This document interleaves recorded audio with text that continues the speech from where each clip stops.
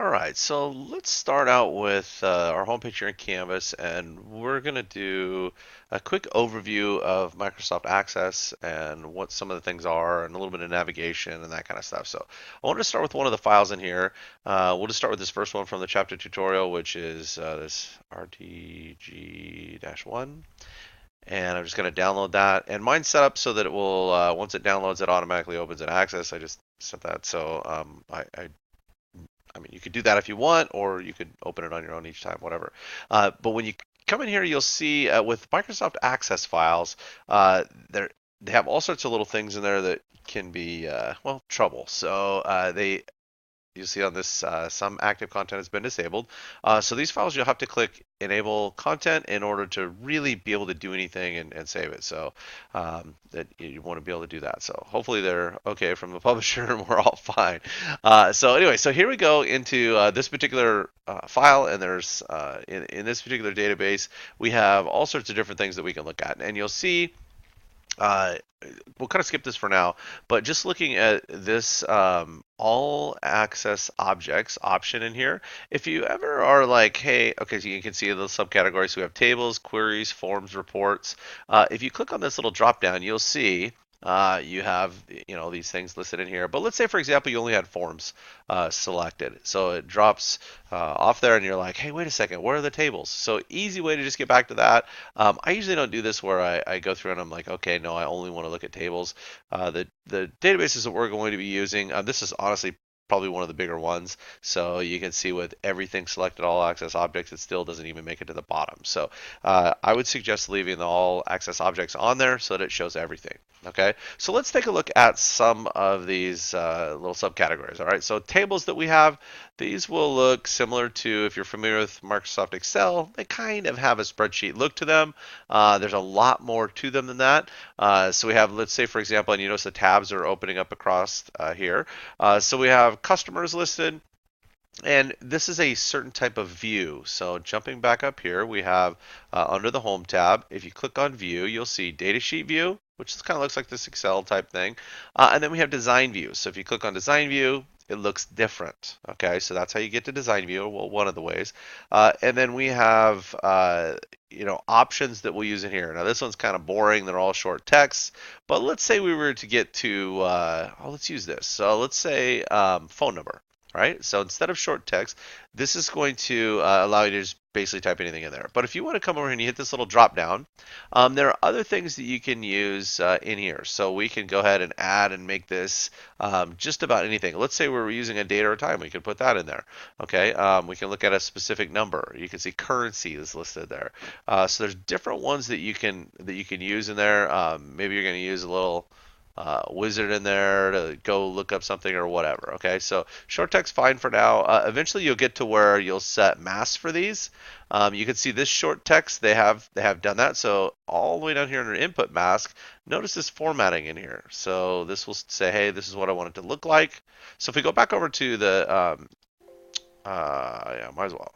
If we go back over here, notice how it's recording it like this. So 555 with the parentheses around it, and then the numbers here, just like we'd see a standard 4 number. So they set that as an input mask. You'll do that later. Not that big a deal right now, but you'll do that later. So anyway, so that gives you a couple different views that you can see here. So design view, and then the datasheet view. And each one of these has their own things. Like, for example, notice how when I'm on this particular table, it activates the table tools, just like other, if you're using Word or Excel or PowerPoint, it has little options for that particular thing that you can do.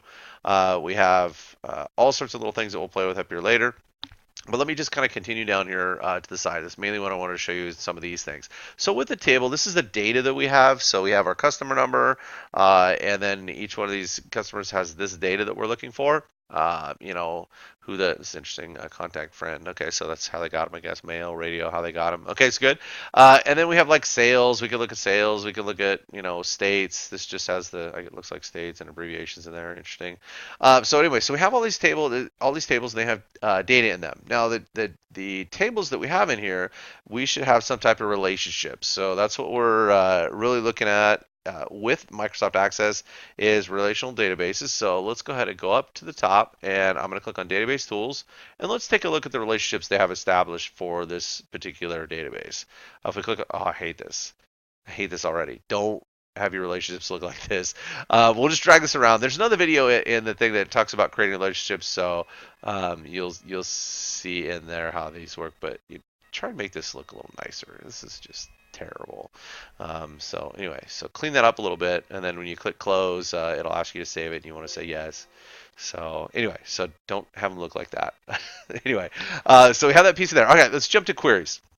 Okay, so with our tables, we're going to come down here and we have queries. So what queries are set up to do is basically limit your data and show you different things. So if we look at these things, let's look at one, trips by category, for example. So it's saying, hey, look at all this data up here and show me the category. So I'm only picking out a few things. I'm picking out the category, the trip name, start date, and the price. So not everything out of here. You can tell that I only want these 4 things. So we want to know what category it is, the name of it here, and like I said, these other 2 things in here too. So so queries let you do that, and that you'll get to play with all those wonderful things too. Queries are great. Another huge advantage of using. You can do. I mean, you can do similar things in Microsoft Excel, but the way it works with a relational database is pretty cool. So anyway, let's go ahead and drop down to forms. And in forms, we have little things that we can use. Typically, forms are set so that you're able to see things. It looks a little bit nicer. Maybe it gives you a way to look. Oh, let's look up. Oh, here's one. So this is a lookup. So let's say you've built this database, but you have 5 people that need to use it. So you don't want them messing with it or trying to enter data under these tables and messing things up, but they need to be able to look up reports, right? So they need to be able to look and see what a report is or find a trip for somewhere. So now you've set this up so it looks all nice, and you can come over and click on this and go down and find whatever this might be for Samantha. So so we've got this little piece here. So I don't know, you're just whatever you're going to look up and then do the little preview invoice. So I was going to look here real quick. So Samantha Garcia did which one? Let's do the Mark Twain Force project. All right. So then you can say, hey, let's go ahead and preview what the invoice might look like. Boom, click on it, and it's all nice, right?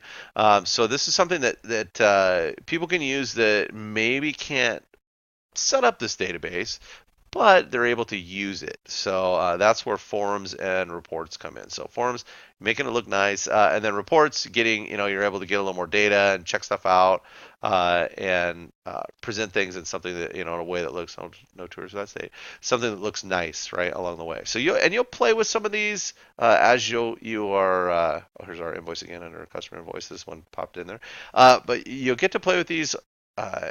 In each one of the chapters where we do the modules, they call them, we will break down and look at how to create these, what they do, and all that kind of stuff. All right. So I just wanted to kind of give you a quick overview of what each one of these things would do. There is a video under this one that talks about creating the relationships and modifying them. So make sure you take a look at that. This is really pretty powerful software for a pretty simple database software, really, but it does quite a bit. So access, you can do a lot of different things with it. So it's pretty fun to use. This is ridiculous how many tabs I have across here. So to get rid of those, you can close one at a time, or you can close all. I'm gonna say save whatever I did, sure. So that gets me out of there. And just related to that, you'll see another video listed under here that has, I think it's only like 3 minutes, but already in use error. So make sure you watch that too, because of creating relationships and then already in use error, because that's a very common error that you get because you haven't closed out your tables or whatever across the tabs there. So it won't let you make changes to it.